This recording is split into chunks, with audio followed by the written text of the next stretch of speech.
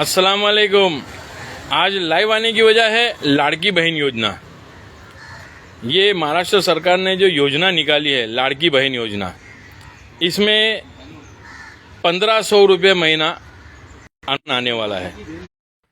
ये 1500 रुपये आने के लिए तुमको तुम्हारा वास्तव्य का दाखला, यानी तुम यहाँ के रहवासी हो, वो दाखला निकाल के देना है।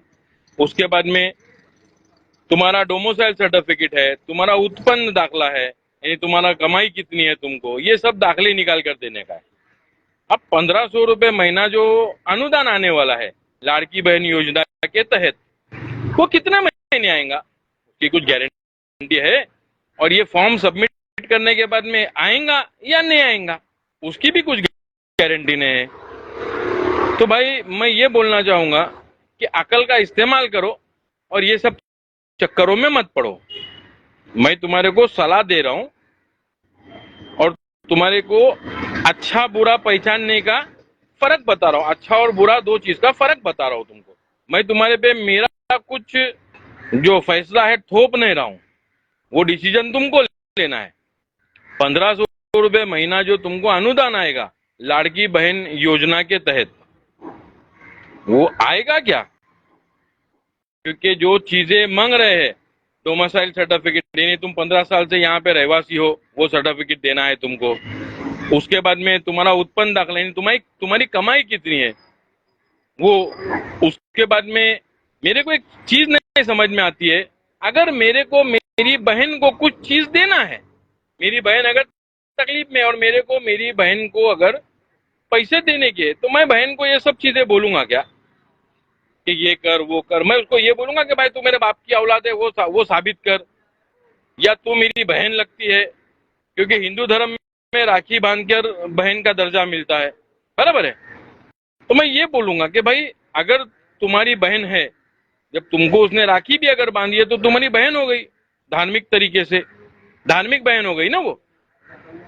तो भाई उसको अगर तुमको कोई चीज देना है, उसके बुरे वक्त में अगर उसकी मदद करनी है, तो तुम उसको बोलोगे क्या कि ये सब क्राइटेरिया है, ये क्राइटेरिया पूरा कर। ये सब इंसानियत के तौर से तो मैं बोलूंगा ये सब इंसान नहीं बोलेगा। भाई मेरी बहन तकलीफ में है तो मेरे से जो हो सकेगा मैं करूंगा। फूल नहीं फूल की पाखरी, मैं मेरी बहन को मदद करूंगा, बंद मुट्ठी करूंगा, जग जाहिर करके मदद नहीं करूंगा। तो भाई ये जो हो सकता है ये पॉलिटिकल स्टंट होगा, क्योंकि अभी इलेक्शन आ रहा है।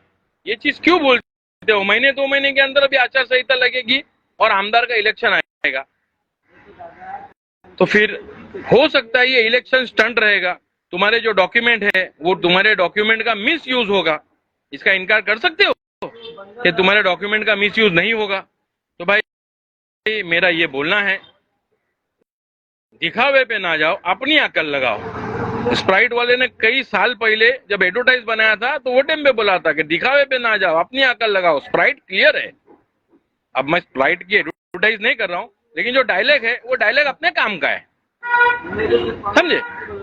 तो मेरा ये बोलना है कि ये सब चीजें हो रही है, ये चीजों को ध्यान में रखो और फिर तुमको जो ठीक लगता है वो करो। फाइनल डिसीजन तुम्हारा रहेगा, तुमको बेवकूफ बनना है या नहीं बनना है। क्योंकि जहां तक मैं समझता हूं ये बेवकूफ बनाने की स्कीम है।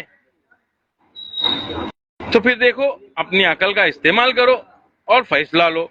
लाड़की बहन योजना तो है, लेकिन कब चालू होंगी, कितने साल तक, कितने महीने तक चलेगी, इसका कोई सर्टिफिकेट नहीं है, इसका कोई डिसीजन नहीं है कि भाई ये 10 साल तक चलेगी या 5 साल तक चलेगी या जिंदगी भर चलेगी या चालू नहीं होंगी, डॉक्यूमेंट लेके सब झपत हो जाएंगे।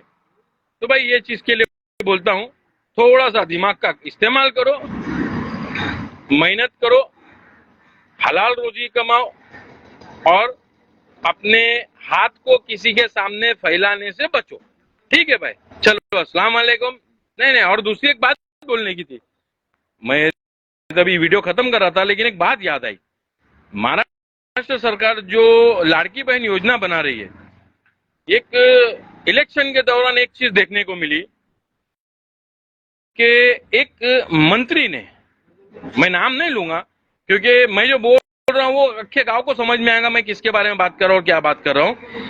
अगर इनको बहन लाड़की रहती तो बहन को हराने के लिए पत्नी को नहीं खड़े करते इलेक्शन में, जबकि पत्नी हार गई वो एक अलग बात है, लेकिन बहन अगर इनकी नजर में लाड़की रहती तो बहन को हराने के लिए पत्नी को नहीं खड़े करते।